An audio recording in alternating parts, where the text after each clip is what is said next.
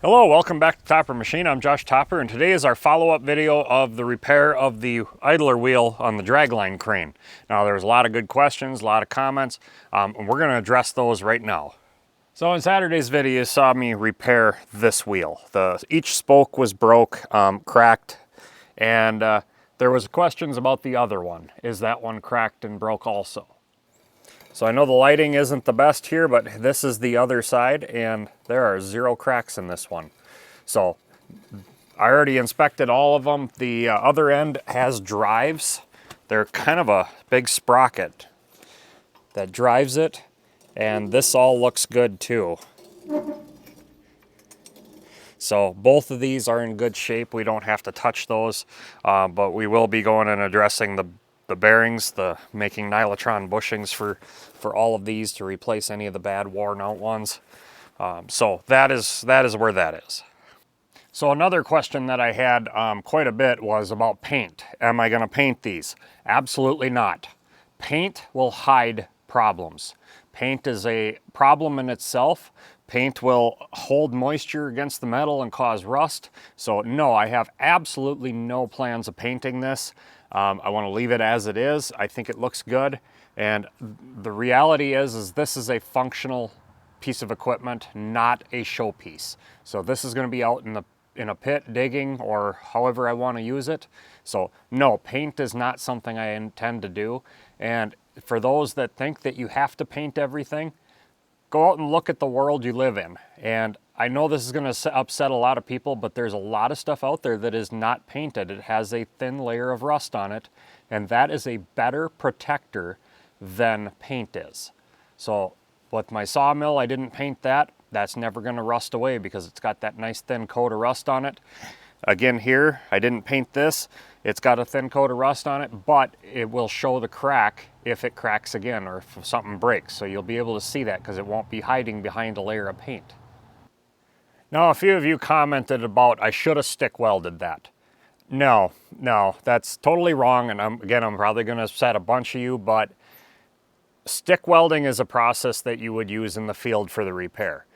A proper MIG setup, and I'm not talking about that garbage flux core, throw that stuff away. A proper MIG setup with solid wire and a proper gas is gonna do more work or better work than a stick welder will.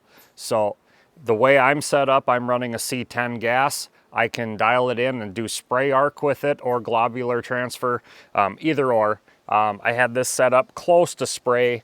I had enough heat going into it to get a good penetration, good fusion, so no issues there.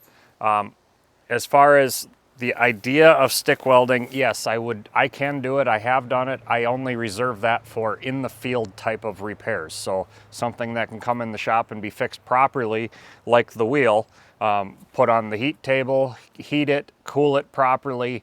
And that's another thing is the cool cycle.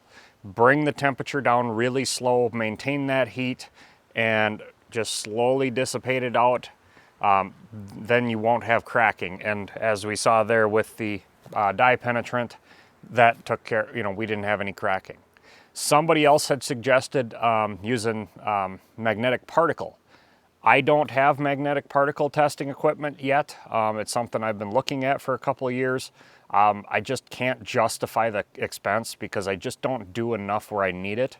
The dye penetrant, I use that once, twice a year, and that's a small investment versus the investment into the mag particle equipment. So that's why I don't have it. I do want it. I just don't have a real need for it. So that's where we're at there. Well, I hope that answered all the questions, and I didn't offend anybody too much. I've been doing this a long time, so there's a lot of experience and knowledge here, and I've worked with some pretty gifted people as far as, weld repair. I've got a very good friend who he owns a S-stamp boiler shop, and we talk about these kind of weld repairs all the time.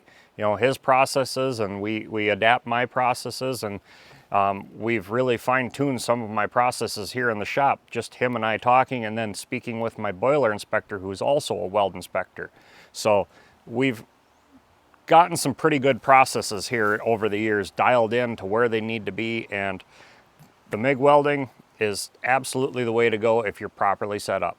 And you know, somebody else brought up sandblasting. I didn't have the wheel sandblasted just for the simple fact that I'm in the most depressed region of the world. The closest place that does sandblasting is about an hour away, so I would have about 4 hours of travel time to take it there, come home, come back a week later, pick it up, come back. So there's 4 hours of lost revenue in my shop, plus the expense of having the sandblasting done. It's just not worth it to me. Now, if this were a paying job for a customer, I would definitely go through that hassle, but as a personal project, it's not worth it to me. So that's why we didn't sandblast, and just kind of leaving this thing ugly. I like it ugly. I'm gonna make this thing run good and work good, but I don't care what it looks like. Paint doesn't make equipment run any better.